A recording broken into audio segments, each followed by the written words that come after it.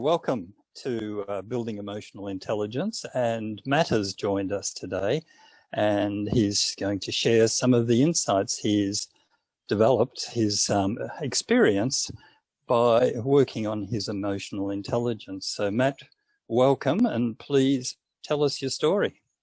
Thanks very much, Herbert, and appreciate the opportunity to share some of this experience with you. So talking about emotional intelligence, I guess the concept, if we can use that term, I came across it a few years ago, and it did pique my interest in terms of its ability to improve your communications and build better relationships with people. It seems to be a recurring theme when you deal with leadership type courses, things in that area there. And it's something that translates to everyday life with your relationships with not just your work colleagues, but your friends and family. It gives you a better understanding and empathy as to the way other people are thinking and feeling. So when I first came across this, it was in the context of there's a American author. His name is Travis Bradberry. He's written a book, Emotional Intelligence 2.0. And he also has a blog, which I subscribe to, and it has these little insights that come out. It's really good. I also read the book, Emotional Intelligence by Jill Hassan, but that sort of focuses more on understanding emotions and managing them. And I guess practicing with different basic emotions. What I found very valuable in participating in the meetup groups was the interactive nature for a start, so you could explore different things. But particularly there were two key points there, which really were for me light bulb moments in terms of emotional intelligence. And the first one was the connection between somebody's needs and their feelings. Now, making that connection really opened up a new way of looking at the way people think and feel and act, which I found that was a very enlightening point. There's a list of needs and the associated emotions that go with them. So it could really give you a depth of understanding of the way somebody may be behaving or what they're saying. So it was a great insight, as well as providing a means for the empathy with how somebody is acting. So that was very valuable, understanding that aspect. Were there specific situations where you really noticed it made a difference? Yeah, it's not more retrospectively. So once I saw that, and I could think back to situations that occurred in the past, and come to them with a new understanding of the way somebody was acting, was based on the way they were feeling about something, or an underlying need, which may have not been met at some stage, or even in the course of the conversation or the interaction with that person. So it was more an ability to reflect. Now, going forward, of course, I've been able to think about that. It's handy to have that list or be able to refer back to it, because then you can make a connection. It's hard to do this in real time too.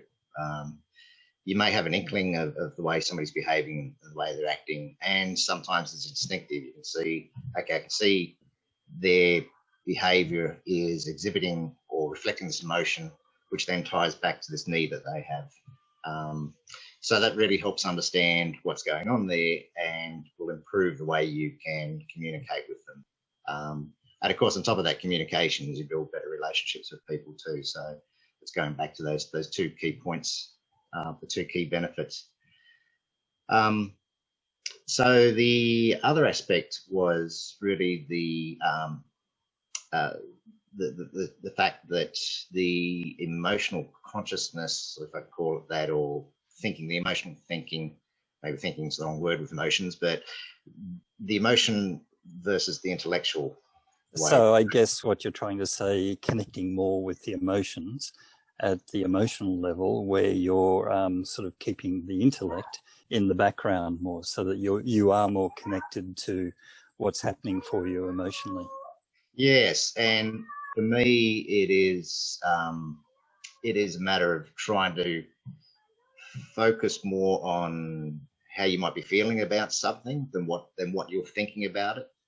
So try to recognize what that emotion is, understand that, and then what that might be telling me about the way I'm feeling about something. And that feeling, as the emotion being somewhat a low level thought process, being reflected in what you're thinking, or your thoughts on a particular interaction or a topic or a situation.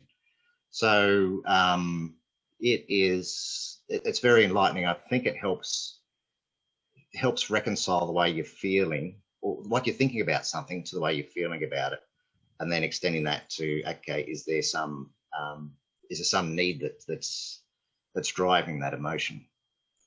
So that was a very enlightening conversation that we had on, or topic that we covered that day. So you've been practicing it for a while. I guess you're finding it easier with more practice. Certainly when I started with this, I really, really struggled. But after a time, it got easier and easier. Are you finding that? It's more at the forefront of my mind now. So it is still challenging, but at least I'm not reacting.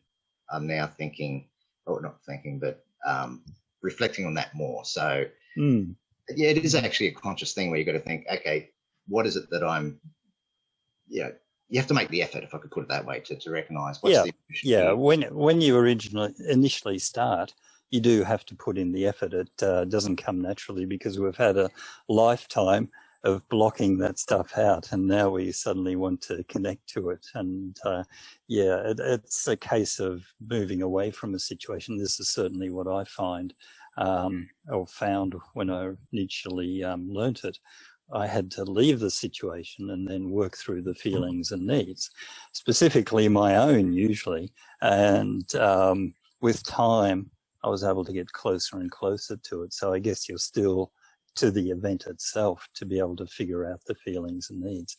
So it's still a bit of effort from what you're saying, but I guess you're finding it's coming easier and easier to put that effort in, that awareness. Yes, it's like anything else with practice; it'll improve. And for me, because this is a relatively recent discovery, I'm still in the early stages of that. But yes, it is becoming more the reaction, the response to these sort of situations, rather than ignoring it completely. Okay. Yeah. So you're finding that's allowing you to be more connected with your emotions, so you have greater understanding of yourself and how you're responding to situations. So how does that express itself? If somebody were to look at you from outside, how would they see that? Well, hopefully they would see that I'd be maybe responding to things in a more rational sense, or taking a more considered approach to situations and to interactions, not reacting with things, but maybe staying calm and try to understand situations better. So that's and that is the challenging part, is switching off that response, that automatic response, and thinking more deeply about what is going on. And so you're finding internally you're able to respond more to your emotions with, I guess, curiosity? Yes, yes, because it does. In trying to practice this, you're compelled to explore that side a bit more, and try to identify what it is that you're feeling. And that's the first challenge, of course, is understanding what that feeling is. And then the second stage would be to connect that to a need.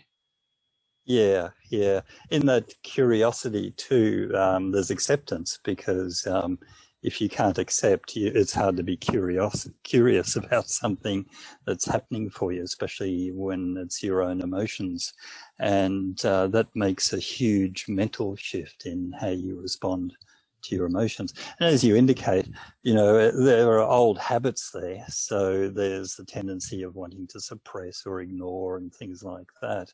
And I think you'll find as time goes by, that will diminish, because you'll have more confidence, more trust in yourself, in your abilities and ability to connect to those emotions.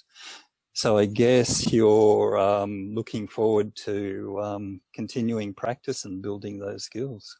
Yes, yes, absolutely. And that's where I find with each each of the meetup sessions that we have, there's a different aspect that we explore, uh, and there's some common themes there, but there's also new concepts that come in, which we explore a different aspect. So it's certainly worthwhile, and it's beneficial. I find it beneficial for me, in increasing my understanding and ultimately building better relationships, and communicating better with those around me. Mm, mm, mm. Yeah, I think after a while you get the impression, or you start to see that, okay, in the sessions, they usually land in the same spot. They end up in the same spot. So we're always talking about feelings, needs, and we're also throwing in triggers as well. So even though we come from different angles, it's always lands in pretty much the same place, because those feelings and needs, capabilities, awarenesses really are superpowers, because they can be used in so many different applications, and they just work so well, as you're finding. It's giving you clarity that you haven't had in the past. And you've discovered too, from what you were saying, you reading books and that is doing this stuff intellectually. It's actually when you connect to the emotion, get away from the intellect, that the real difference is made. Yeah, and for somebody who hasn't done that before, that's a challenge, but it's worthwhile persisting with it for sure. Yeah, yeah, yeah. I acknowledge that, and I am very happy for what you've been able to uncover for yourself, and continue on that journey. So thanks, Matt, very much for joining us. You're welcome. On building emotional intelligence, and telling us about what you've uncovered and your journey. Okay, thank you very much. I appreciate the opportunity to share it with you. Thank you. Okay.